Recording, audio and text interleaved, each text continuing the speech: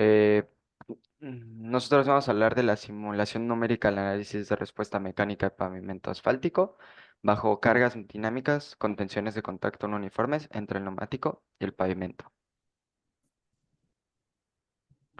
Como problemática, vamos a tener la elección de parámetros de diseño precisos, la cual va a ser crucial para comprender la respuesta dinámica en una estructura de pavimento. Las tensiones de corte transversales y longitudinales van a afectar la respuesta dinámica y este estudio utiliza el método de elementos finitos para analizar la respuesta mecánica bajo cargas dinámicas. En primer lugar, se va a desarrollar un modelo de elementos finitos tridimensional. En segundo, vamos a comparar las tensiones mediante un software. Y finalmente, se va a analizar en 3D. En pocas palabras, vamos a ver el estudio cómo se analiza bajo la influencia del contacto neumático con el pavimento. Bueno, en la introducción solo quería retomar la parte de que el pavimento asfáltico experimenta un deterioro, ya que tiene varias interacciones entre el pavimento y los vehículos. El método de diseño vial mecánico empírico trata la estructura del pavimento como una estructura elástica, basada en la teoría de capas elásticas. Se asume que la carga del tráfico está concentrada, distribuida linealmente sobre el ancho total de la rueda. Lo que tiene innovador esto es que esta adaptación logra una simplicidad computacional. Como primer método, tenemos que se hace un diseño 3D de la rueda. Este diseño 3D lo que hace, como mencioné anteriormente, era hacerlo más simple.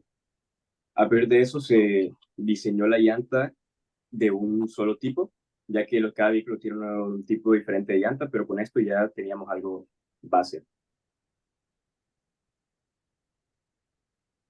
Y por otro lado, se estableció una presión normal uniforme de 0.83 megapascales.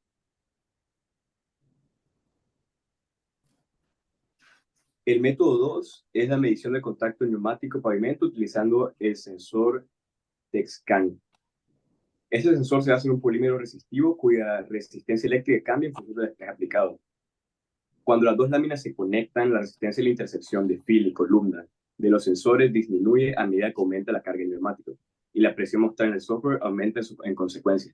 Como pueden ver en la imagen, ahí tenemos el neumático que diseñamos anteriormente y la pequeña capa que se enseña ahí es el polímero que detecta las cargas en función de cómo va avanzando el experimento.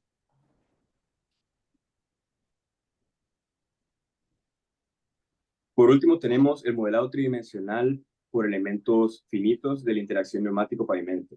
Debido a la simetría de la carga, se estableció un modelo de elementos finitos de la mitad del ancho de la estructura del pavimento en este estudio. Ahora vamos con el análisis de simulación de las características de las tensiones de contacto neumático-pavimento. Vamos a poder ver en la figura 5 que se muestra un pico transversal y la distribución de presión vertical. Podemos ver que el freno de la tracción cambia en la posición de la presión en ambos lados del neumático y de manera similar la presión de contacto máxima y mínima en la condición de rodaje libre. Ahora en la distribución de esfuerzos transversales, podemos ver que en la figura 6 se muestra una distribución de esfuerzos transversales que se ve ligeramente afectada por las condiciones de rodaje del neumático. Y del mismo modo, el esfuerzo transversal va a ser menor que la presión vertical y el esfuerzo longitudinal. Cabe mencionar que en cuanto mayor vaya a ser la rigidez del material de goma, mayor va a ser la presión del inflado y menor será el nivel de carga. Ahora, en la distribución de esfuerzos longitudinales, vamos a poder ver que el esfuerzo cortante longitudinal va a permanecer simétrico en sentido transversal y el esfuerzo cortante longitudinal en el estado de rodadura libre va a ser menor que el estado de frenado y de tracción. Debido a esto, la fricción entre la llanta y el pavimento y su posición del esfuerzo va a permanecer invariable de frenado a tracción, pero la dirección del esfuerzo no va a cambiar.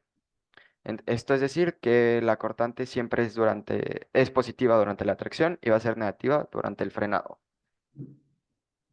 Ok, ahora vamos con el análisis experimental de las características de la tensión de contacto. En esta diapositiva voy a explicar de resultados de la medición del contacto de neumático pavimento. Podemos ver la tabla 11 y la figura 8. La tabla 11 muestra las características de distribución de las medidas de presión vertical y la figura 8 muestra la distribución de la presión de contacto para diferentes presiones de inflado y niveles de carga. Aquí podemos concluir que la carga afecta principalmente a la presión en el flanco y el área de contacto, y la presión de inflado afecta a la presión en el centro del neumático y la longitud de contacto. Ahora vamos con la validación de estas características, que podemos segmentarlas en dos partes, que serían las propiedades geométricas y propiedades mecánicas. Pues nada más es comparación de dimensiones. Podemos ver que no, que la simulada y la medida no cambian mucho. Se puede ver que la estándar pues, es 0,83 megapascales, que ya lo dijimos en todo el artículo, y el nivel de carga 33,5 kilonewtons. Ahora nos vamos a las mecánicas. En las mecánicas, nada más, pues podemos ver en la figura 10 que muestra la comparación de las deformaciones, la presión vertical máxima y las curvas de presión simuladas y medidas. De aquí podemos decir que pues existe buena coincidencia entre las curvas de carga de flexión simuladas y medidas, como ya lo dijimos en las geométricas, porque pues no varía tanto la dimensión. Y los patrones transversales afectan la distribución de la presión vertical y la forma de la curva de presión.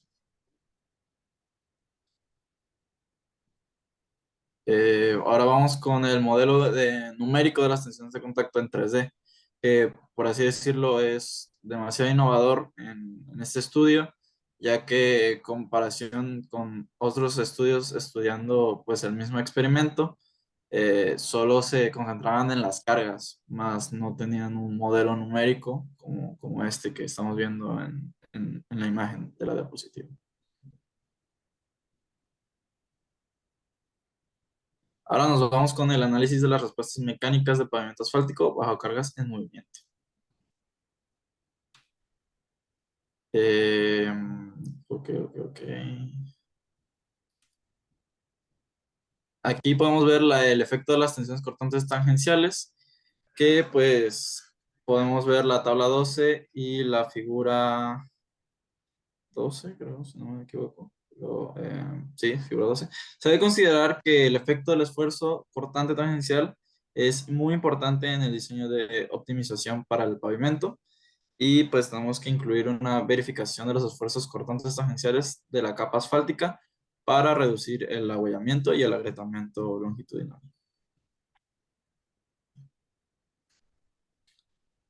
Ahora pasamos con la superposición. Pues aquí podemos concluir que la carga multineumática aumenta el desplazamiento vertical y la tensión en la subbase, y la superposición de las cargas de los neumáticos tienen un efecto significativo en la respuesta del pavimento. Y la dirección de la carga y la configuración de los neumáticos afectan la distribución de la tensión en la subbase también. Bueno, como conclusión de los autores, pues podemos ver que su objetivo principal fue analizar la respuesta mecánica del pavimento con respecto al asfalto, con respecto a las llantas, y este va a ser semirrígido bajo cargas en movimiento con tensiones de contacto neumático pavimento no uniformes. Y en resumen de lo que podemos ver en el artículo, fue que el método propuesto en este estudio demuestra eficazmente las características de contacto neumático-pavimento y proporcionan una entrada de carga confiable para análisis de respuesta mecánica, y además los índices de diseño de pavimento propuestos son beneficiados para optimizar el diseño de este. Como conclusiones de equipo, pues vemos que el método FEM y el sistema de medición de contacto son herramientas para analizar la respuesta del pavimento bajo cargas móviles, que la tensión compresiva vertical y la tensión cortante tangencial son importantes para el diseño del pavimento. Proponemos utilizar una máxima tensión horizontal como criterio de diseño en lugar de la tensión longitudinal, y el estudio proporciona información valiosa para optimizar el diseño de pavimento y mejorar su vida útil.